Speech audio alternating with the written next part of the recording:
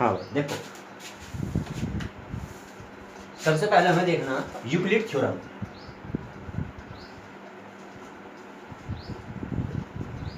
Euclid division theorem या एग्लोथ्योरम,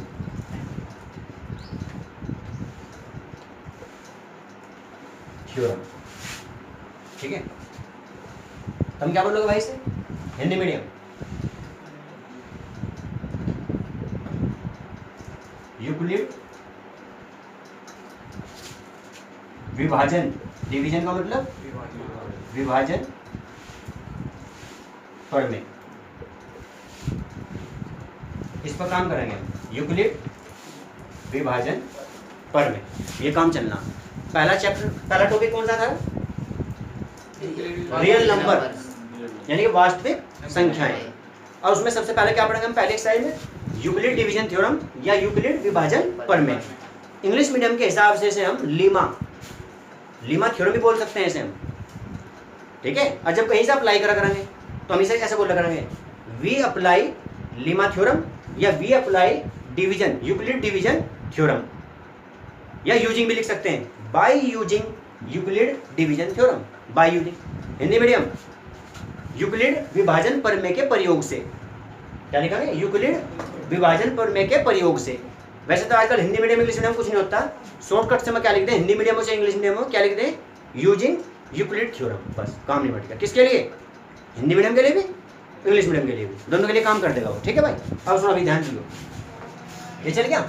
अब इसमें इसका एक फॉर्मूला भी है, वैसे देव यहाँ ध्यान रखिए, वहाँ पे देखो फॉर्मूला, देखो इसका फॉर्मूला ए बराबर बी क्यू प्लस आर, ए बराबर, ये इसका मेन फॉर्मूला, इसके बेस पे चलेंगे हम लेके उसको, ठीक है, इसका यूज करा करेंगे। ए बराबर बी क्यू प्लस आर। ए जो है तुम्हारा क्या होगा?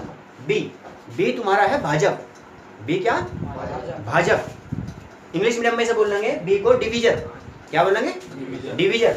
और क्यू का मतलब है क्वांटेंट, यानी कि आंसर, जो हमारा आंसर होता है। और आर का मतलब रिमाइंडर, रिमाइंडर का मतलब हिंदी मीडियम शेषफल, हिंदी मीडियम के हिसाब से क्या बोल लेंगे सर? शेषफल, हिंदी मीडियम से शेषफल बोल लेंगे, रिमाइंडर। ये क्वांटेंट यानी कि आंसर, और बी फॉर डिवीजर, डिवीजर यानी कि भाजक। अब हमेशा ध्यान रखियो, अगर हमें दो संख्याओं का मैसा निकालना हो, दो संख्याओं का मैसा, यानी कि HCF, highest common factor, HCF, और हमें HCF निकालना हो टू नंबर्स, दो संख्याओं का, ठीक है, तो उसे निकालने के लिए इस थ्योरम का भी प्रयोग किया जाएगा, इस थ्योरम का प्रयोग किया जाएगा उसे निकालने के लिए। देखो कब निकाल लेंगे? जब भी रिमाइंडर 0 आ जाएगा, जब भी रिमाइंडर 0 हो जाएगा, समझ लो जो बी होता है ना, बी की जो वैल्यू होगी, बी का जो भी मान आएगा, जिसे हम डिवीजर कह रहे हैं, क्या कह रहे हैं हम? डिवीजर, यानी भाजक कह रहे हैं, भाजक, वही हमारा मैसा हो करेगा, वही हमारा क्या हो जाएगा? वही हमारा HCF हो जाएगा, वही हमारा क्या हो जाएगा? HCF। कौन हो जाएगा HCF? जो भी रिमाइंडर 0 आने के बाद मिलेगा, जो शेषफल 0 आने के बाद मिलेगा ना, बी यानी डिवीजर, भाजक, वही हमारा आंसर हो करेगा फिर, ठीक है। अब जैसे कि मैं तुम्हें क्वेश्चन दिखा रहा, ठीक है, ध्यान समझिए, उसमें अप्लाई करने पे पहला क्वेश्चन है। अच्छा एक बात और, इसके साथ का एक और होता है फॉर्मूला, इसके साथ का, वो देखो क्या है, वैसे फॉर्मूला वो भी देख लो, इसके साथ का एक फॉर्मूला वो भी, उसमें कहते हैं कि जो ये बी का मान है, बी का क्या? आर का मान बोलेंगे उसमें, रिमाइंडर, आर का जो मान है वो 0 से बड़ा भी हो सकता है, बराबर भी हो सकता है। खुद सोचो तुम खुद, जब हम कोई डिवाइड करो तो हमने छोटी क्लासों में डिवाइड सीखा हो, डिवीजन डिवाइड सीखा होगा, भाग करना, उसमें जैसे 2 का पड़ा 2 चौक 8, 2 4 जा 8, तो 1 रिमाइंडर बच गया, तो वहाँ 2 से ज़्यादा बच सकता है, मतलब 3 4 5 1 2 3 कुछ भी बच सकता है, और 0 भी आ जाएगा, शेषफल तो 0 भी तो हो सकता है, 0, समझिए। अब देखो तो इसका मान जो होगा हमेशा भाजक से इससे छोटा होगा, हमेशा डिवीजर से हमेशा छोटा ही होगा, यानी कि इसे ऐसे लिखा जा। तो बताओ रिमाइंडर का मान कभी तुमने ऐसा भी देखा कि ये इससे बड़ा हुआ हो? देखो ध्यान करो, जैसे मैं तुम्हें एक एग्जांपल ही दे रहा, 2 से डिवाइड कर रहे हैं हम और 9 को कर रहे हैं, 2 4 जा 8, कितना बचा रिमाइंडर? तो ये बताओ जो हमारा रिमाइंडर शेषफल आया, वो शेषफल इस 2 से बी जो बोला जा रहा है इसे बोला जा रहा है बी। ध्यान करिए उसे बी किसे बोला जा रहा है, जिससे हम डिवाइड करते हैं, जिससे हम भाग कर रहे हैं उसे डिवीजर कहा जाए इंग्लिश में। क्या डिवीजर। जब ये देखो डिवीजर कहीं से बोलना पहले अक्षर डी, जबकि क्या बोलना बी। ये थोड़ा उल्टा पुल्टा है मामला, समझ गए हो मेरी बात। वो डिवीजर जो है ना वो यही है बी, नो समझ लो। अब देखो बी यहाँ क्वांटेंट ही हो जाए आंसर, और ये रिमाइंडर बोल दें आर इसे बोलना, ठीक है। तो यहाँ देखो क्या होगा, आर हमेशा, ध्यान समझियो, आर हमेशा रिमाइंडर यानी शेष पर हमेशा, या तो बी के क्या हो सकता है बराबर, बराबर भी नहीं होने का बल्कि हो सकता है बी से बराबर, बी से छोटा ही होगा हमेशा, बी से, या फिर क्या हो सकता है तो। अब ध्यान करो, तुमने कई बार भाग करके देखे होंगे, सवाल में डिवाइड करके देखा होगा, ये तो पूरा कट जाए तो क्या आ जा जीरो, पूरा कटने पे तो जीरो आओगा, पूरा कटने में क्या होगा जीरो, या फिर जीरो से क्या आ जाओ वो बड़ा।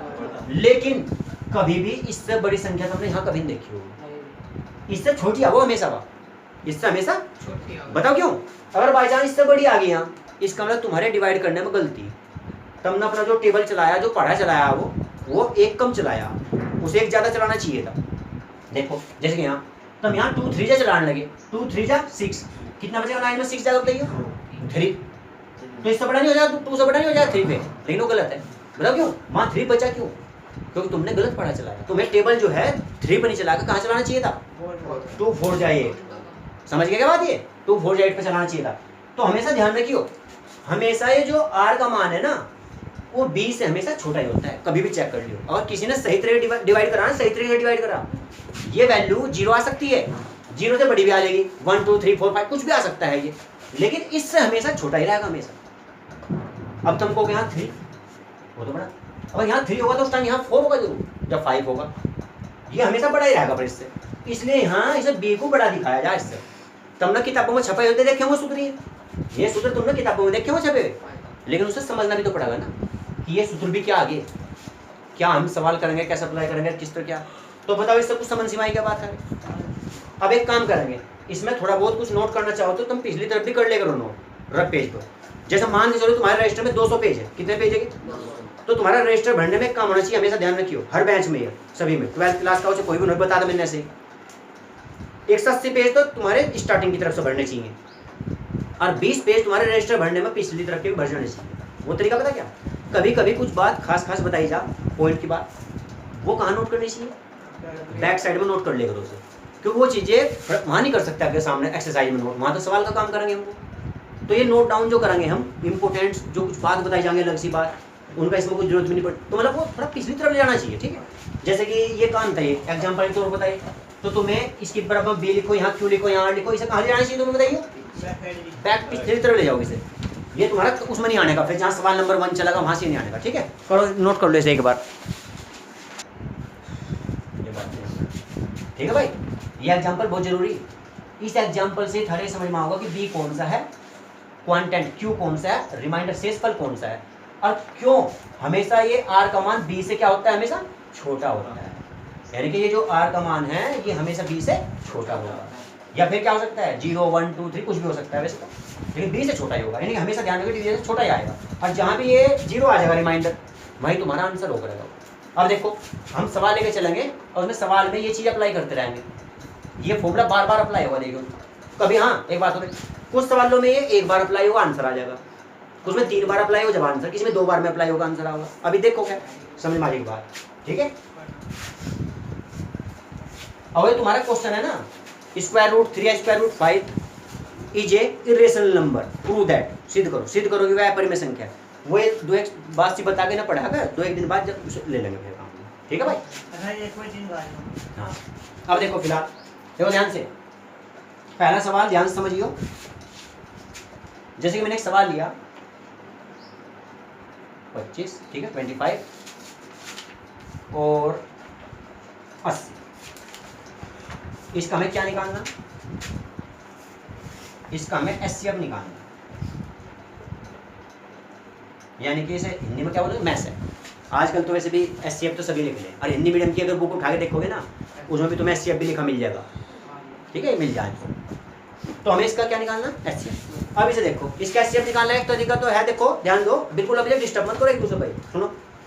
एचसीएफ निकालने का तरीका तो है जो तुमने 6th 7th 8th और 5th क्लास वगैरह में सीखा होगा, फैक्टर कर ले, उनमें कॉमन छांट ले, वो एचसीएफ हो जाए, मैसे हो जाए, लेकिन यहाँ थोड़ा इस यूक्लिड थ्योरम का अप्लाई करना, विभाजन प्रमेय का भी अप्लाई करना है। जल्दबाजी कोई सा करियो ना, नोट करने का मौका मिल जाएगा, पर पहले यहाँ बात समझ लो एक बार, ठीक है। अब सुनो, तुम्हें लाइन में डलोमा जिस हिसाब से जहाँ डलवानी समझिए बात। एक लाइन हम उस पेज पर डाल लग रहे हैं बीचों बीच, सुनते रहो, अभी जल्दबाजी मत करो। जहाँ तक तुमने नोट कर लेती गई है, टॉपिक का नाम, ये दोनों फॉर्मूले, उसके बाद एक लाइन डलेगी ऐसे पहले तो, फिर उसके बाद सवाल नंबर 1 डलेगा, सवाल 1 के बाद एक बीच में लाइन डलेगी उस पेज पर, और वो लाइन कितनी लंबी डलेगी, बस वो डलेगी 5 लाइन तक की, बस कितनी 5 की। तुम्हें जरूरत पड़ेगी कम रहेगी, उसको 5-7 लोग बढ़ा लो, शुरू में ज़्यादा लंबी नहीं डालनी चाहिए, 5 की लाइन, ठीक है। अब ये डलवा के आने लाइन मैं तुम्हें साथ डिवाइड करके दिखाऊंगा और वो चीज़ अप्लाई भी करके दिखाऊंगा यहाँ से। मैं चाहता हूँ सुनो, वैसे अगर चाहें तो हम सीधा डायरेक्ट इस पोर्शन के हिसाब से भी आंसर ले आऊँगे, लेकिन जब तुम इसे देखते रहोगे ना तो इधर तुम बेहतर समझोगे। मैं डिवाइड भी दिखाता हूँ तुम्हें वो चीज़। देखो जैसे कि पहले से मैं बताऊँ छोटी संख्या कौन सी है, तो सबसे पहले तुम्हें एक पोर्शन में यहाँ से ये बनाना हमेशा, जब भी तुम्हें कोई सवाल मिलेगा उसमें देखो क्या करना, जैसे कि तुम्हें लिखना 25, 80, इनमें जो बड़ा उसकी तरफ को डबल ये दिखा देंगे। बताओ ये बात समझिए, ऐसे लिखना। इसे हिंदी में तो बोलते हैं चूंकि भी कहते हैं, क्योंकि भी कहते हैं, क्योंकि इंग्लिश में से सिंस कहा जाए, क्या कहा जाए इंग्लिश में, इंग्लिश मीडियम के बच्चों के लिए सिंस कहा जाए सर, बिकॉज ये वैसे तो क्योंकि।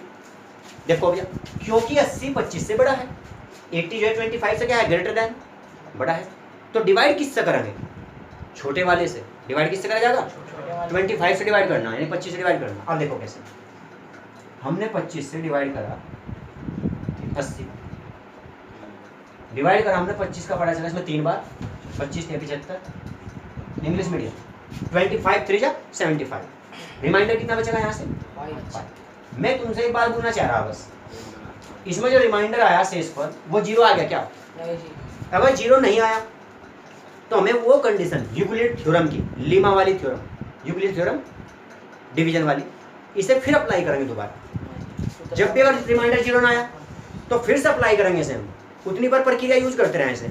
तो अप्लाई करने का तरीका, हिंदी मीडियम के बच्चे क्या लिखा करेंगे, यूक्लिड विभाजन प्रमेय का प्रयोग करने पर, एक तो हिंदी मीडियम कैसे लिख सकते हैं लंबा चौड़ा करके, English medium by using Euclid division theorem, by using Euclid division theorem, या वी अप्लाई, वी का मतलब हम अप्लाई कर रहे हैं, we apply Euclid division theorem, we apply भी लिख सकते हैं, या फिर बाय यूजिंग, यानी इसके प्रयोग के द्वारा, बात वही हो जाए फिर वो bye using Euclid division theorem.